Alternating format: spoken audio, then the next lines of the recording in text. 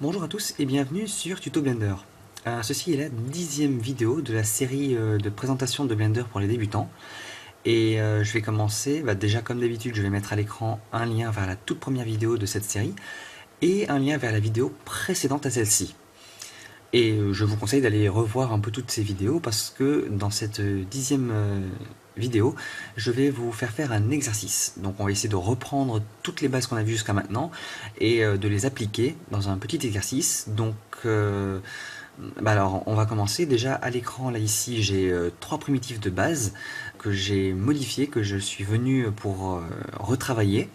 Et c'est ce que je vais vous demander de faire. Donc pour vous expliquer un peu, j'ai ici dans le layer 1 les 3 primitives desquelles je suis parti. Donc j'ai juste pris un cône, un cylindre et un cube. J'ai travaillé un peu dessus en mode édition, j'ai juste passé en mode édition et j'ai utilisé uniquement les outils que l'on a vus jusqu'à présent, notamment les outils qu'on a vus dans les 2 vidéos précédentes, pour en faire ces primitives là. Donc enfin c'est plus vraiment des primitives maintenant, mais pour en faire les changer pour que ça devienne ça. Ce que je vous demande de faire maintenant, c'est de faire la même chose. Vous partez de ces primitives de base, le cône, le cylindre et le cube, et vous en faites ce que vous voulez. Mais vous utilisez les outils qu'on a fait jusqu'à présent pour essayer d'arriver à quelque chose. Ça peut être exactement la même chose que j'ai fait, ou alors vous pouvez partir dans un délire et faire ce que vous voulez. Mais le but est de mettre en pratique, d'utiliser ce que vous avez et de savoir, d'avoir une idée en tête, de vous dire ah tiens j'aimerais bien rajouter ça là, j'aimerais bien faire ça à cet endroit-là, et de vous poser la question de ah ben comment je vais y arriver, qu'est-ce que je vais utiliser comme outil et qu'est-ce qui peut être bien. Même si vous n'arrivez pas à faire ce que vous avez imaginé, le simple fait d'utiliser l'outil et de voir ce à quoi vous arrivez, vous pourriez faire une heureuse bêtise et arriver à un résultat qui finalement vous plaît plus que ce que vous vouliez ou que vous trouvez intéressant, alors que c'est pas du tout ce à quoi vous vouliez, ce vers quoi vous vous orientez à la base. Donc là j'ai posé la base de l'exercice, c'est juste donc reprendre une des primitives qu'on a ici de base et en faire quelque chose avec les outils vus jusqu'à maintenant. Avant de vous lâcher comme ça dans le vide, je vais vous montrer un exemple. Donc dans le 3e layer qui est ici, j'ai une sphère, donc c'est une 4e primitive qui n'a pas encore été utilisée, et je vais refaire le même process que j'ai fait avec les 3 primitives précédentes pour vous montrer un peu ce que j'imagine comme manière de faire. Donc je rentre en mode édition, et avant de commencer à faire quoi que ce soit, j'aimerais bien préciser une chose, c'est que tout ce que je vais faire, le résultat auquel je vais arriver, n'importe quel outil que je vais utiliser pour arriver à quelque chose, ce n'est pas la seule et unique méthode d'y arriver. Donc il y a plein de moyens d'arriver à une fin en particulier. À vous, c'est pas ce que j'ai fait, c'est pas la manière la meilleure manière pour faire une chose en particulier. Donc n'essayez pas de copier geste pour geste la manière que j'aurais fait, vous pouvez imaginer d'autres moyens d'arriver au même résultat. Donc allons-y, on va commencer. Là je suis déjà en mode de sélection par face. Je rappelle que si vous voulez changer le mode de sélection, c'est CTRL Tab, et vous avez ce petit panneau là qui permet de changer la sélection. Je vais rester en mode de sélection par face, je vais appuyer sur A pour tout désélectionner, et je vais commencer. Qu'est-ce que je peux faire avec ce truc? Peut-être que je vais sélectionner le Edge Face qui est ici, Face Loop qui est là, pardon, Face Loop qui est ici, avec Alt clic droit, et je vais peut-être faire un truc un peu symétrique, donc je vais aller en bas, je vais faire Shift Alt clic droit pour sélectionner notre Face Loop en bas, et là je vais vouloir les extruder vers l'intérieur. Donc pour ça je vais faire un E pour extrude, puis je vais appuyer sur entrée. Ensuite je vais faire S pour, parce que j'aimerais les scaler, les agrandir, mais pas sur l'axe Z, donc je vais faire Shift Z et je vais les réduire pour qu'ils rentrent à l'intérieur comme ça. Voilà, bon bah, c'est déjà un bon petit début. Après par contre je pense que le ledge qui est ici là, alors Shift Table j'ai dit pour passer pour changer la mode de sélection, et j'aimerais être en Edge, et là je vais faire Alt clic droit pour sélectionner l'Edge Loop qui est ici, et pareil l'Edge Loop qui est en bas, on va zoomer un peu ici, et je vais venir me mettre en sélection de Shift Alt clic droit pour avoir les 2 Edge Loops de sélectionner, et j'aimerais arrondir ces bords qui ont l'air un peu trop sharp, donc du coup je vais faire un CTRL B pour le Bevel Tool, et quand je déplace ici, je vais pouvoir utiliser la molette pour arrondir un peu plus cet angle, cet edge, et puis là je suis à peu près satisfait de ce que j'ai. Donc là on a quelque chose qui commence à être bien.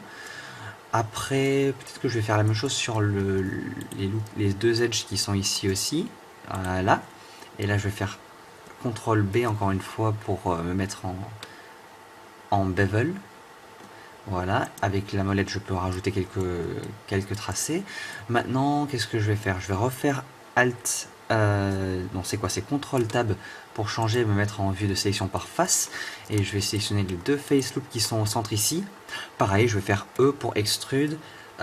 Puis, en fait non, clic droit, je vais vous montrer un autre outil. Je vais faire I, comme ça je fais un inset et puis je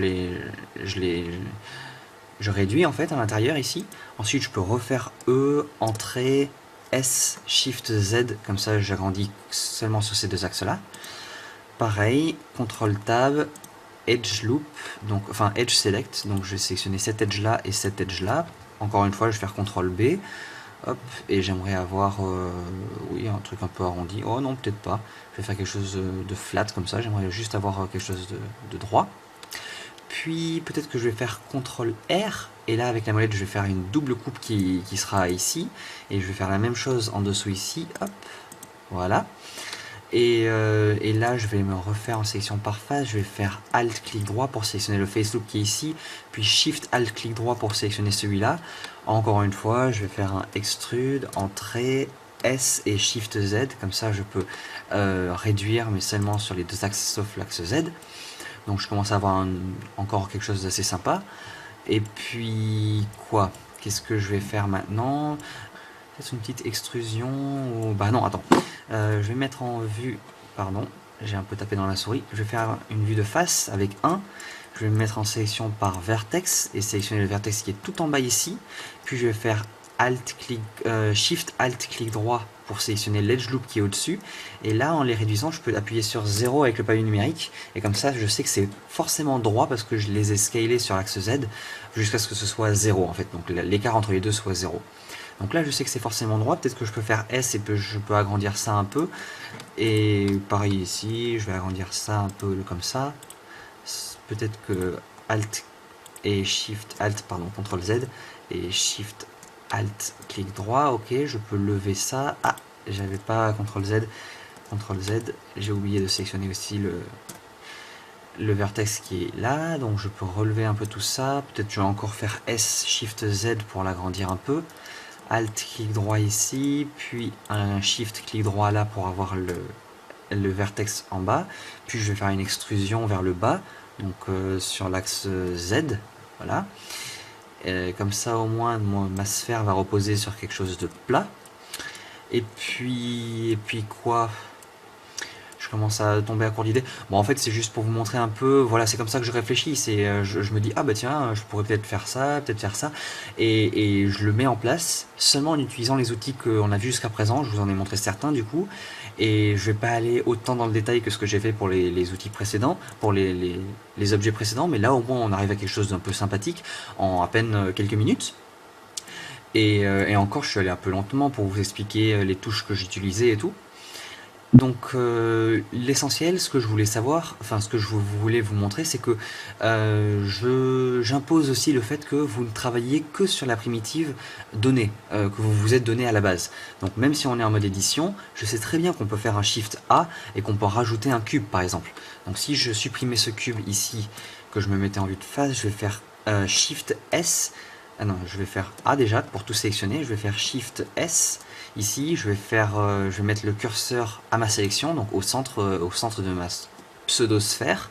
Et donc, quand je rajouterai une primitive, elle va se rajouter au centre, à mon curseur 3D. Si je rajoute un cylindre ici, et que par exemple, je le réduis comme ça, ensuite, je peux l'agrandir S, Shift Z, je suis toujours dans le même objet. Donc, si je sors de mode édition, je suis en mode objet et j'ai toujours le même objet et j'ai fait à peu près la même chose que ce que j'ai fait en extrudant tout à l'heure, mais en rajoutant une primitive, en rajoutant un cylindre que j'ai réduit, que j'ai modelé pour que ça rentre comme je le voulais. C'est pas ce que je veux que vous fassiez, parce que ce que je veux que vous fassiez, c'est plutôt j'aimerais avoir cette forme là, comment je fais pour faire de la modélisation vraiment, pas juste de l'ajout de primitive en réduisant et en agrandissant. Là j'aimerais que vous puissiez rajouter des points, extruder, faire des chanfreins et tout ce genre de choses que j'ai utilisé, ce que j'ai fait là, pour modeler justement, transformer la géométrie à votre aise et c'est un entraînement. Clairement, les primitifs que j'ai faites là dans le layer 2, c'est clairement pas des choses que je vais mettre dans mon portfolio. Et c'est pas le but de l'exercice. Le but, c'est vraiment de vous faire travailler les outils et que ça vienne plus naturellement, que passiez en revue. Là, vous preniez le temps de faire une liste de tous les outils que vous avez à côté à votre disposition. Et au fur et à mesure, vous allez même pas réfléchir, même pas revenir à cette liste. Vous allez connaître les raccourcis, vous allez vous dire, ah bah tiens, je vais faire ça, je vais faire ça. Et voilà, et ça va venir tout seul. Donc revoyez les anciennes vidéos que j'ai faites avec tous les outils et essayez de faire cet exercice même plusieurs fois. Sinon, vous pouvez vous donner un but, hein. Vous pouvez vous dire que ce cube-là, j'aimerais que ça ressemble beaucoup plus au cube dans Portal. Et bon, bah allez-y, hein, commencez, vous prenez une image de référence et vous faites des défis de modélisation comme ça. Ça pourrait être, je sais pas, un baril, une grenade, n'importe quoi. Ici, qu'est-ce que j'imagine une couronne moi quand je vois ça, mais on peut imaginer plein de choses. Un entonnoir, je sais pas. Donc allez-y et amusez-vous, hein. Surtout c'est le but c'est de faire un truc cool, un truc sympa. Donc allez-y, amusez-vous et épatez-moi. Je sais qu'avec la plateforme YouTube que j'utilise pour vous faire les vidéos, les tutos et tout, c'est pas super pratique pour demander à avoir un concours ou à rendre des projets pour que je puisse revoir un peu tout ça. Mais si vous trouvez un moyen, mettre un lien vers un site d'upload de photos comme ça pour partager vos résultats et ce que vous avez fait, d'une part, ben, vous pourrez aller voir ceux des autres, donc ceux qui viendront voir vos réalisations pourront se dire que ah bah tiens, c'est cool, ça c'est le niveau des autres, peut-être se rassurer. Si vous pensez que vous êtes pas forcément très doué et vous voyez le niveau des autres à côté, vous pouvez vous dire que bah, c'est cool, on est à peu près au même niveau, on avance, je progresse de manière normale, donc c'est bien, parce que vous êtes tous débutants, donc il faut y aller étape par étape. Mais je peux pas vraiment j'ai pas vraiment trouvé de moyen pour tout rassembler, faire une grosse banque de tous les retours de tout le monde. Bon, par rapport à plein de gros youtubeurs, c'est pas beaucoup, mais je commence à avoir pas mal d'abonnés. Et si j'ai 1000 personnes qui me renvoient des images comme ça, d'un coup, il faut que je les évalue toutes, tout comme ça, c'est pas possible. Clairement, je vais pas aller. Il y a rien vraiment à noter dans cet exercice-là. C'est à votre libre imagination. Je vais pas venir faire des retours sur vos résultats et ce que vous montrerez. Par contre, je suis très intéressé de voir ce que vous arrivez à faire avec les tutos que je vous ai fait jusqu'à présent et ce que vous avez appris. Ça m'intéresse énormément et donc voilà, je vous laisse libre de commenter vos résultats et puis épatez-vous, épatez-moi, épatez-vous surtout. Et puis bah, on se revoit le mois prochain pour un autre tuto. Ciao!